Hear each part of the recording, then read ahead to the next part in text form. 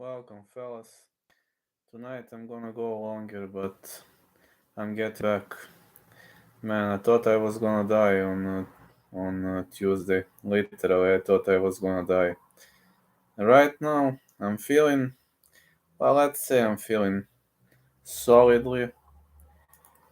I'm better, not fully recovered yet, but I missed my fellas. I had to go live for like a while, and I'm glad. I'm glad you were here. I'm glad you were here to help me with everything. And what else can I say? I'm grateful to you, fellas. I'm actually very, very grateful to you because of everything you did for me. What else can I say? Just saying, uh, rock and roll, babe.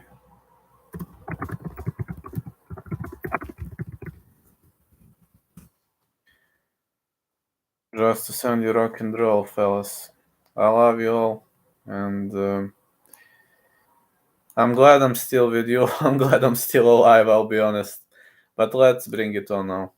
Alright, the first fight is between Corey Hendricks and Impa Kasanganay. I have Kasanganay to win, though Hendricks is a good fighter.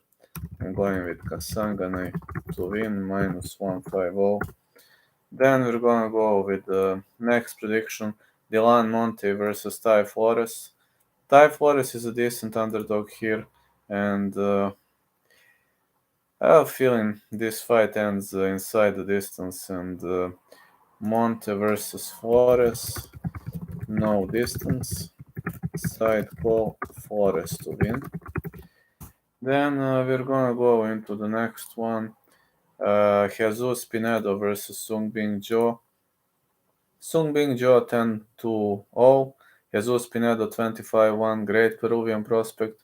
I'm gonna go with Bing Jo to win, minus 170. The next one is the combat between Alejandro Flores and Daniel Torres. The trickiest fight on the whole card. Daniel Torres is heavily underestimated. Many people believe Flores should be favorite here. I don't agree with the odds like Torres to be such a heavy favorite. But I also disagree with the fact that there is a huge difference between these two, and this fight is actually tricky to call, very, very tricky. I think I'm gonna lean Torres, slightly leaning Torres, but I'm not confident in this one. Maybe Torres decision, maybe, but I'm very much non-confident in this fight, so I'd gladly pass this one. Josh Silveira, Sam K, I'm confident in Josh Silveira to win. Silveira to win, minus 550, Silveira to win ETD. The next fight is going to be between Martin Hamlet and Muhammad Fakhreddin.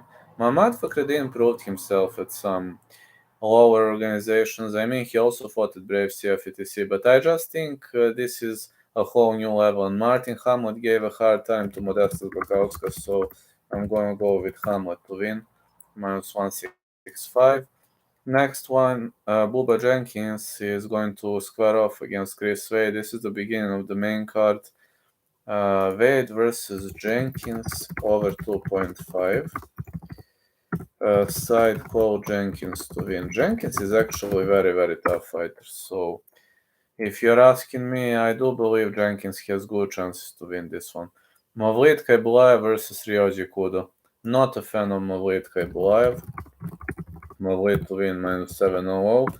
You know why. And I don't give a damn if I get criticized by Dagestani fans if they go on, proceed with their death threats, because I'm not afraid. I'm saying Mavlid to win decision, but I will never love that style of fighting. That's simply amazingly boring. And Khaybulaev is a very, very boring fighter, but he's going to win this one, unfortunately.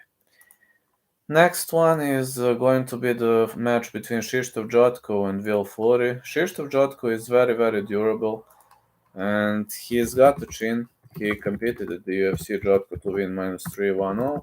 I'm gonna go with Jotko decision. Jotko can take a beating, but he's not a guy who's gonna knock you out, etc. He's not gonna knock you out easily. That's just not that type of a fighter. He's pretty much different. Rob Wilkinson versus Thiago Santos. I think Wilkinson should be a heavier favorite. Going to go with Wilkinson to win. -190. Again, man, you're fighting Thiago Santos. You're not fighting a thug. I mean, you're fighting a good guy. A good guy. Thiago Mareta Santos is a former UFC name, etc. But he's on a downfall. He's on a heavy downfall. And Jamal Hill, Magomed Ankalaev, Alexander Rakic, Glover Teixeira. These were all heavy losses. He defeated Johnny Walker. But I'm going to tell you one thing. After that loss to John Jones, he's not the same type of fighter. But we can risk with Wilkinson versus Santos, no distance. Maybe we can risk with that. And we're gonna go in the main event of the evening, Loughnane versus Marlon Moraes. I think the fight in the distance is a great call. So no distance, Moraes versus Loughnane. Side call, Brandon to win. Brandon -700. But I'll be honest with you, there is a chance that Moraes is going to pull out an upset. Moraes nearly finished Merab Velishvili, and he is not what he used to be, that's true. But Moraes is extremely dangerous in the first round, used to be WSOF champ. And with these UFC guys, you never know. Like Marlon Moraes, Brandon Loughnane has tough chin, but can he survive a beating in the style of Merab Velishvili? Can he eat all those shots? Well, that's $1 million question. Plus, this is 145-pound division.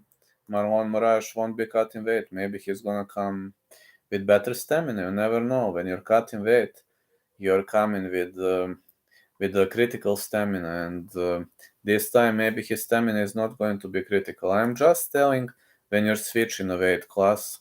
Just telling when you're switching a weight class, that could actually help you, or it could destroy you.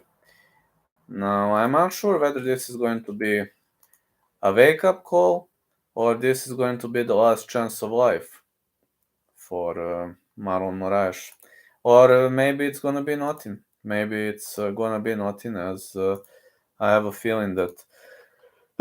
Sorry. If Marlon Moraes loses now, I have a feeling that he's done. And is he done? This fight is gonna show. So I would cautiously take Brandon Loughnane to win. I would very, very cautiously take him to win. Or upset call, Moraes KO, TKO. That upset call might actually make sense, right? Alright, this would be PFL. I would stay longer, fellas, but I'm not feeling the greatest. I need to prop you up for Bellator later, so need to rest. This nearly died 2 days ago, so I'm still, still in trying to recover, but I will recover, fellas. I will. Love you all.